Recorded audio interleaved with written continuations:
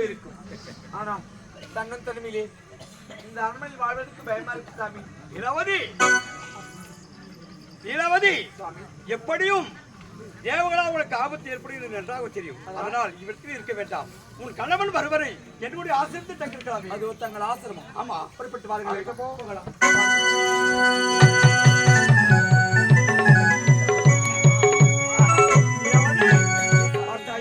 இதுதான் என்னுடைய ஆசிரமம். அப்படி என்றால் குறிச்சியாக இருந்தாலும் தங்கள் ஆசிரமத்தை பார்க்கும்போது தெய்வ அம்சம் புரிஞ்சு நல்லவா போல் இருக்கிறது சாமி. எனக்கு உறக்க வருது இப்போ இருக்கிறது. அப்படியா? நான் எப்படி அமரலாமா? ஆகட்டும், உறக்கலாமா?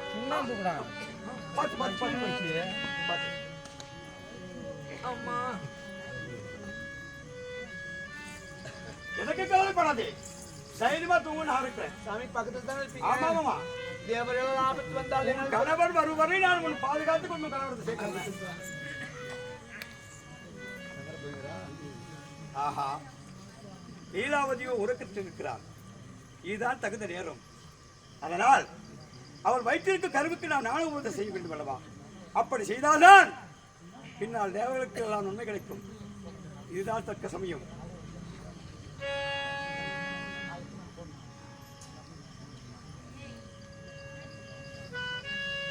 ஆஹா, உத்தமி லீலாவதியில் கர்ப்பத்தில் இருக்கும் சீசே உண்மை நான் நம்புகிறேன்.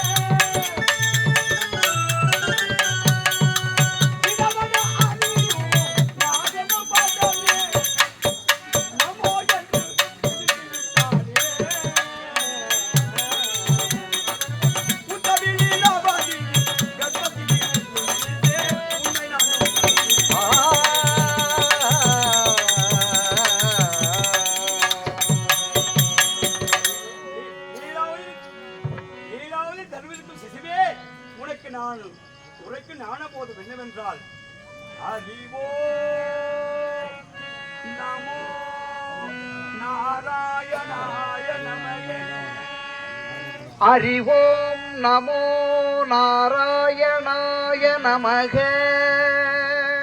அறிவோம் நமோ நாராயணாய நமக. அறிவோம் நமோ நாராயணாய நமக. அறிவோம் நமோ நாராயணாய நமக. அறிவோம் நமோ நாராயணாய நமக. லீலாவதி தருவதற்கும் செல்வார்கள் நான் உரைத்த ஞான போதத்தை திருப்பி நமக்கே சொல்கிறது.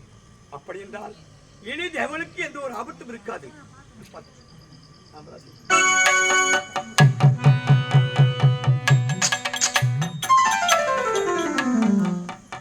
பொழுது விடுவதை போல் தெரிகிறது. ஆமா ஆமா ஆமா.